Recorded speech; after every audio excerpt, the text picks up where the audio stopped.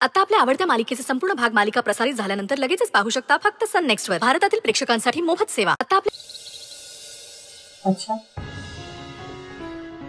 इतक्या उदात्त हेतूने माझ्या बाळाला पळवलंस, मग आई म्हणून आमची भेट का नाही घडवून दिलीस इतक्या वर्षात? का तुला असं नाही वाटलं की त्या बाळाला आईचं प्रेम मिळेल आणि त्याच्या आईला मातृत्वाचा आनंद? हं, जगासमोर त्याची आई म्हणून नसती वागले, पण त्याला प्रेम करू शकले असते ना. मग माझी आणि त्याची भेट घडवायला काय हरकत होती? तेच सांगायचा मी प्रयत्न करतोय की काही दिवसांनी मी सत्य काय आहे हे सांगणार होतोच. तुझी आणि त्या बाळाची भेट घडवून आणणार होतो.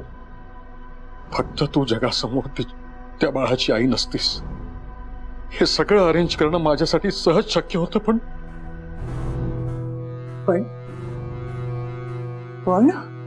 ते बाळ 3 दिवसात गेलं.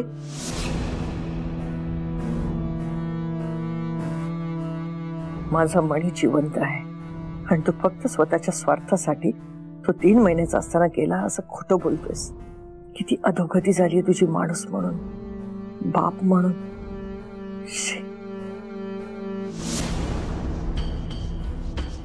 हेच कारण आहे की त्याबद्दल मी तुला काहीच सांगितलं नाही. अगं, जे मूल या जगातच नाहीये त्याबद्दल तुला सांगून मी त्रास का देऊ तुला? बाकी काहीच कारण नाहीये, काहीच.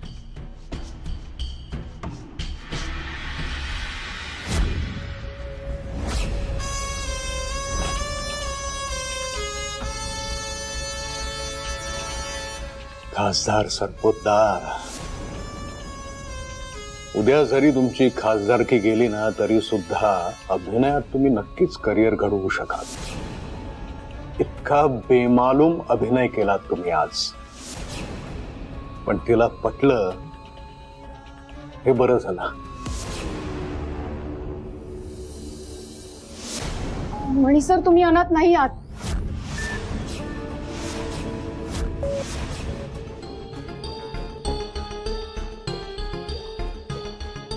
म्हणजे मी आहे ना तुमच्या सोबत. आणि मी म्हणाले होते ना तुम्हाला, तुमचे आई वडील तुम्हाला नक्कीच भेटतील. मी जातो, मला ऑफिसला जायचंय. मॅडम तुम्ही?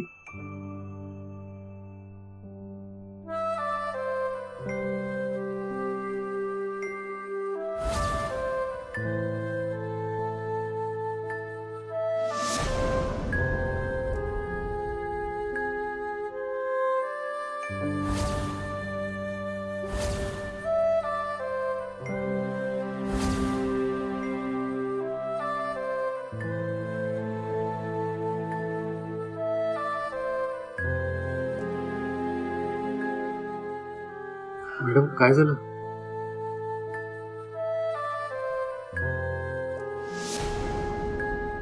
अरे काय नाही, ते तुमच्यात वादावादी झाली ना थोडीशी, म्हणून त्याचं वाईट वाटतं मला. तू नको ना चिडू तिच्यावर. खूप चांगली मुलगी आहे रे ती. मॅडम तुम्ही का भावुक होता?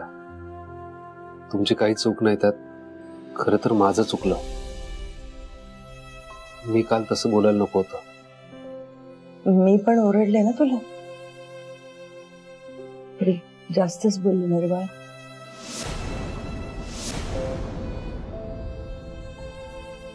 तू कुठे निघालायस का? हा, ऑफिसला निघालो होतो.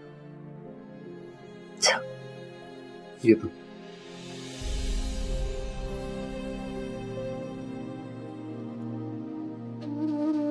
मॅडम, मॅडम,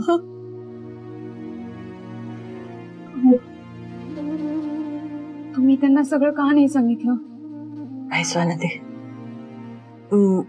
मणीला हे कधीच कळतं कामा नये. पण का? सरपोतदारांनी मला सांगितलं की माझं बाळ जे हॉस्पिटलमधून ते घेऊन आले होते ते 3 दिवसामध्येच केलं. काय? मला मला माहिती ते खोटं बोलतात, पण स्वानंदी सरपोतदार खूप डेंजर माणूस आहे ग, खूप स्वार्थी आहे. त्यांना जर का कळलं ना की ते खोटं बोलतायत हे मला कळलंय, किंवा त्यांना हे जरी कळलं ना की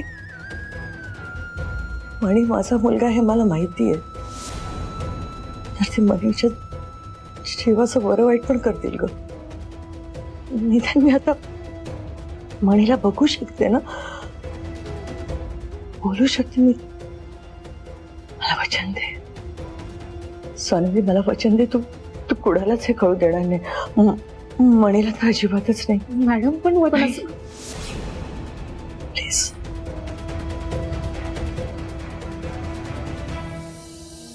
मी वचन देते तुम्हाला, कोणाला काहीच कळणार नाही, मणी सरांना सुद्धा नाही. सॉरी, मला माहिती आहे सगळं तू माझ्यासाठी आणि मणीसाठी केलंस, आणि त्यामुळे तुमच्या दोघांमध्ये दुरावा निर्माण झालाय, आणि आता हे वचन घेऊन तो दुरावा कमी नाही आणखीन जास्त होणार आहे. I am sorry. मला माझ्या मुलाच्या जीवापेक्षा जास्त काहीच नाहीये ग इतक्या वर्षानंतर. सॉरी.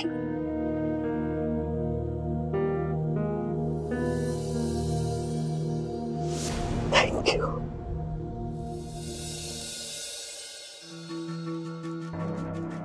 मम्मा, दया येते हो तुमची. तुम्ही इतक्या हुशार, सुंदर, सगळ्यांचं सगळं करणाऱ्या, पण डॅड कसे वागतात तो तुमच्याशी? आणि खास करून हल्ली तर त्या स्वानंदीची आणि वॉर्डनची बाजू घेतात, त्यांच्या समोर तुम्हाला गप्प करतात. मम्मा, वाईट वाटतं, खूप वाईट वाटतं तुमचं. आताही त्यांनी तेच केलं. वॉर्डनला जास्त महत्व दिलं, तिला गप्पा मारायला स्टडी रूम मध्ये घेऊन गेले. मम्मा, तुमच्याही लक्षात आलं ना? हो, हेच म्हणायचंय मला. मम्मा, ती स्वानंदी पाताळ यंत्री आहे. तिला आता कळलंय ना की डॅड ना तिच्याबद्दल सॉफ्ट कॉर्नर आहे, त्यामुळे वॉर्डनला हाताशी घेऊन ती आपल्याला खेळवतीये. तिचे डाव ती वॉर्डनला टाकायला सांगते. वॉर्डन तेच बोलते जे स्वानंदीला हवं असतं. तुमच्या येतंय का काही लक्षात? अहो बघा ना, लेट नाईट स्वानंदी वॉर्डनकडे जाते काय, त्या दोघी सकाळी इथे येतात काय, डॅडशी बोलायचंय म्हणून वॉर्डन आणि डॅड स्टडी रूम मध्ये जातात काय. मम्मा, हे सगळं रात्रीच ठरलं असेल ना. स्वानंदीने आपली तक्रार केली असेल वॉर्डनकडे, आणि वॉर्डन आता तोच पाढा डॅड समोर वाचणार, आणि डॅड काय करणार? डॅड आपल्याला बोलणार. म्हणजे यापुढे आपण स्वानंदीला कुठल्याही प्रकारचा त्रास देऊ शकत नाही मम्मा, कारण वॉर्डन डॅडचे कान भरणार. संचिता, हे किती भयानक आहे. भयानक हे नाहीये, मी आता जे पुढे सांगणार आहे ना ते भयानक आहे. मम्मा, ही स्वानंदी फार पोचलेली आहे. ती आता हळूहळू डॅडना स्वतःच्या बाजूने वळवून घेणार, डॅडचे कान भरणार, आणि सगळी सत्ता आपल्या हातात घेणार. मम्मा, एक दिवस तुमची सत्ता निघून जाणार तुमच्या हातून. तुम्ही एक दिवस या घरातली धुणी भांडी, कचरा, लादी, साफसफाई, बागकाम, मम्मा तुम्ही हे सगळं करणार. बाप रे, म्हणजे या घरची मालकीण मेड होणार. संचिता, काय बोलतेस? काय कळतंय का तुला? मम्मा, मला कळतंय हो सगळं, पण तुम्हाला सुद्धा कळायला हवं ना हे. मी हे होऊ देणार नाही. जर स्वानंदी त्या वॉर्डन मार्फत विष पसरवत असेल ना माझ्या घरात, तर मी वॉर्डनची एंट्री कायमची बंद करेन. नाही बंद करू शकणार तुम्ही. जोपर्यंत स्वानंदी इथे आहे ना, तोपर्यंत वॉर्डन येत राहणार इथे. आणि आता तर काय, त्या दोघींना डॅडचा सुद्धा सपोर्ट आहे. आपण काही करू शकणार नाही मम्मा. मम्मा, पण आता आपल्याला असं काहीतरी करायचंय की स्वानंदी आपल्या त्रासाला कंटाळून घाबरून स्वतः हे घर सोडून निघून जाईल. आणि हा एकच मार्ग आहे तुमची या घरातली सत्ता टिकवण्याचा. संचिता, तू बघच आता मी काय करते ते. इकडेच थांब, मी आली.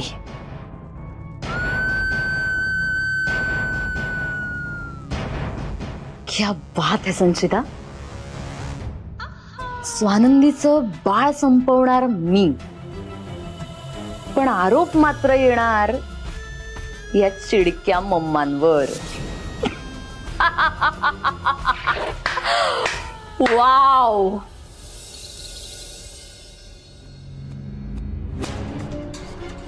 तुम्ही बोलवलं मला?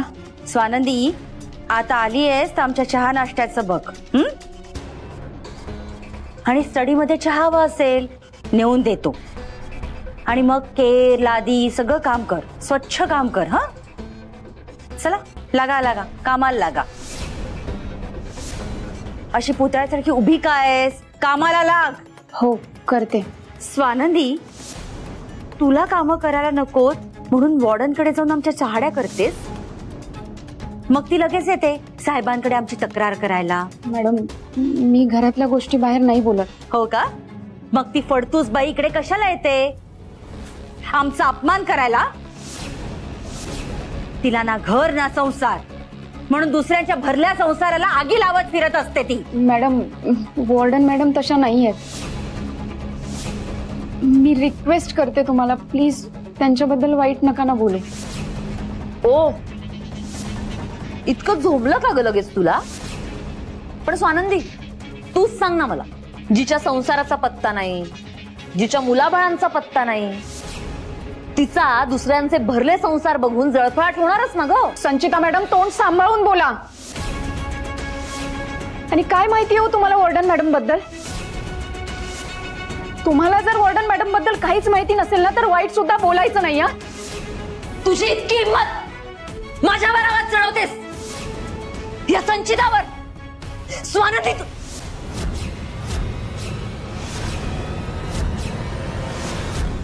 स्वानंदी, हात सोड. संचिता मॅडम, वॉर्डन मॅडम आपल्यापेक्षा वयाने, मानाने, संस्कारांनी सगळ्याच गोष्टीत मोठ्या आहे. त्यामुळे त्यांचा रिस्पेक्ट करायचा, त्यांच्याशी नीट बोलायचं आणि इथून पुढे त्यांच्याशी नीट वागायचं सुद्धा. हे हे हे स्वानंदी, हात सोड. स्वानंदी, स्वानंदी, हात.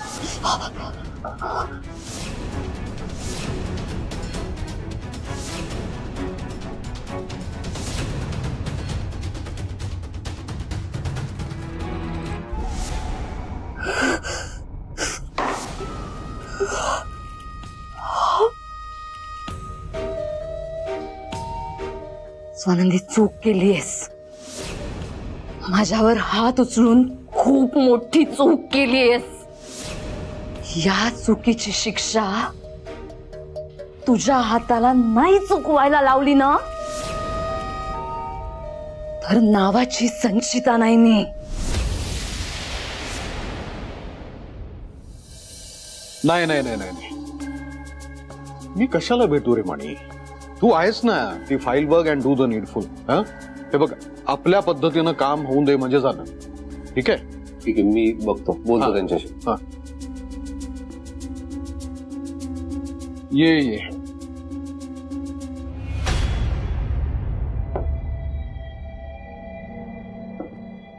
थांब स्वानंदी, तुझा नवरा बघ इतका जबाबदार आहे ना, माझी सगळी कामं तो बघतो.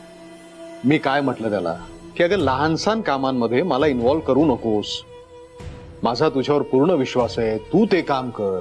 पण नाही. आणि खरं सांगू म्हणे, माझ्या मतदारसंघातल्या लोकांची कामं तू करतोस. तुझा जनसंपर्क जो आहे ना, तीच तर खरी माझी मोठी ताकद आहे. अरे तुझ्या मेहनतीमुळेच तर आजपर्यंत मी निवडणुका जिंकत आलोय. आणि स्वानंदी, हा तुझा नवरा आहे ना, तो माझ्या राजकीय कारकिर्दीचा बॅकबोन आहे. अहो नाही साहेब, असं काही नाहीये. खरं तर तुमचं नावच पुरेसं आहे. आम्ही काय फक्त साधारण कार्यकर्ते. नाही म्हणे, तू माझ्यासाठी काय आहेस ना ते तू माझ्या नजरेतून एकदा बघ. आणि म्हणूनच स्वानंदी, आता याच्या पुढे आणखी महत्वाची एक जबाबदारी मी त्याच्यावर टाकायचा विचार करतोय. ह्याचं श्रेय तुलाही द्यायला हवं, कारण माझी स्ट्रेंथ असलेल्या मणीची स्ट्रेंथ तू आहेस. पण मला ना तुझी एक गोष्ट आवडलेली नाहीये. आणि हल्ली ना मला तुझी काळजी वाटू लागली. काळजी का साहेब? अरे का म्हणजे काय? तू रात्री बाहेर का गेलीस? ठीक आहे, तू हॉस्टेलला गेली होतीस, पण का गेली होतीस तू? ह्याच्यामध्ये किती रिस्क आहे तुला माहिती आहे ना? अरे तुझ्या पोटामध्ये बाळ आहे. अरे निदान त्याचा तरी विचार कर. ह्या अशा अवस्थेमध्ये असं बाहेर जाणं बरोबर नाहीये.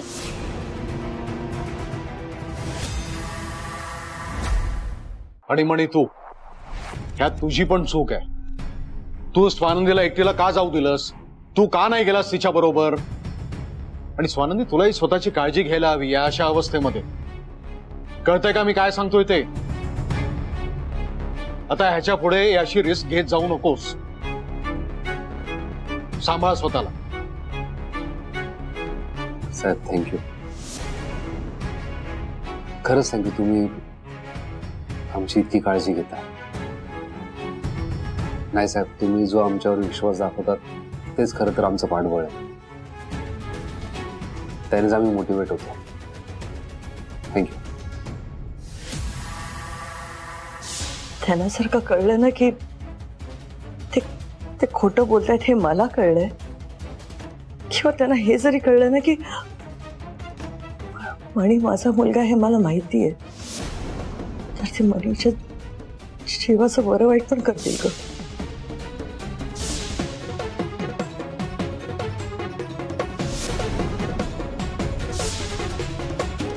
सरपोतदार साहेब किती खोटं वागू शकतात. मला मणी सरांसमोर धमकी देत आहेत आणि मणी सरांच्या ते लक्षातही येत नाहीये. इतके मणी सर त्यांना पुसतात. स्वतःला वाचवायला सरपोतदार साहेब कोणत्याही स्तराला जाऊ शकतात. म्हणूनच मणी सर त्यांचा मुलगा आहे हे आम्हाला कळल्याचं जर त्यांना कळलं तर ते मणी सरांच्या जीवाचं बरं वाईट करायलाही मागे पुढे बघणार नाहीत.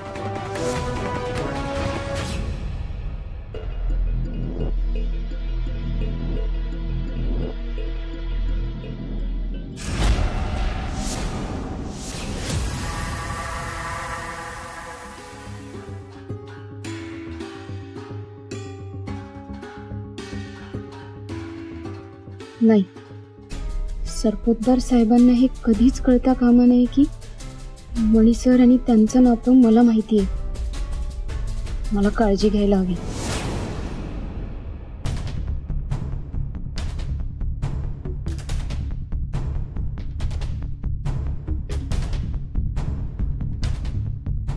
स्वानंदी मॅडम, काय झालं? दमलात का खूप? बरोबर, खूप कामं करतायत ना, दमले असतील. मग काय, आज तिचा कामापेक्षा आवाजच जास्त लागला होता. हो ना स्वानंदी? हो ना, खरंच की आज एकदम रणरागिणीचं रूप धारण केलं होतं. पण काय ग स्वानंदी, माझा हात धरलास, माझ्यावर आवाज चढवलास, मला वॉर्निंग दिलीस, पण काय उपयोग झाला? तू घासणार तर भांडीच ना. आणि मी तुझ्यावर हुकूम सोडणार. ए स्वानंदी, एक गोष्ट कायम लक्षात ठेव. कावळा असतो ना, कावळा, त्याने कितीही साबण लावला ना तरी तो राजहंस नाही होत. आपलंही अगदी तसंच आहे. तू मोलकरीण आहेस आणि मोलकरीण कितीही फडफडली तरी मालकीण नाही होत. असो, ऐक, आज सुमन मावशी रजेवर आहे, त्यामुळे घरातली कामं तुला करायची. चला लागा कामाला. स्वानंदी, ही भांडी मला स्वच्छ हवी आहेत. जराही तेलकटपणा नकोय. चला लागा कामाला. ऐक ऐक ऐक ऐक. जो जोर माझा हात पकडताना लावलास ना तोच भांड्यांना सुद्धा लाव. स्वच्छ होतील भांडी.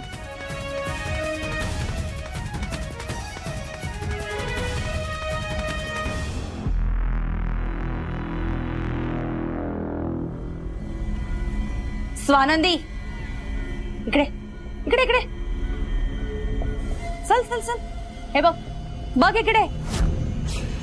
किती कोष्टकं लागली आहेत. लक्ष कुठे असतं तुझं? हा. आणि हे बघ किती धूळ आहे. बोटाना लागतीये माझ्या. डस्टिंग नीट नाही होत. तर चहात कॉफीत पण साखर जास्त असते.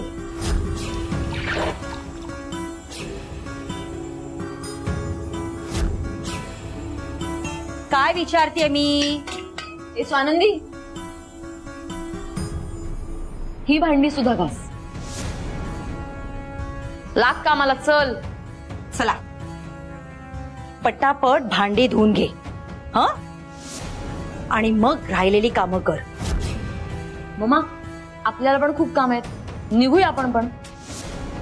कामाला लाग.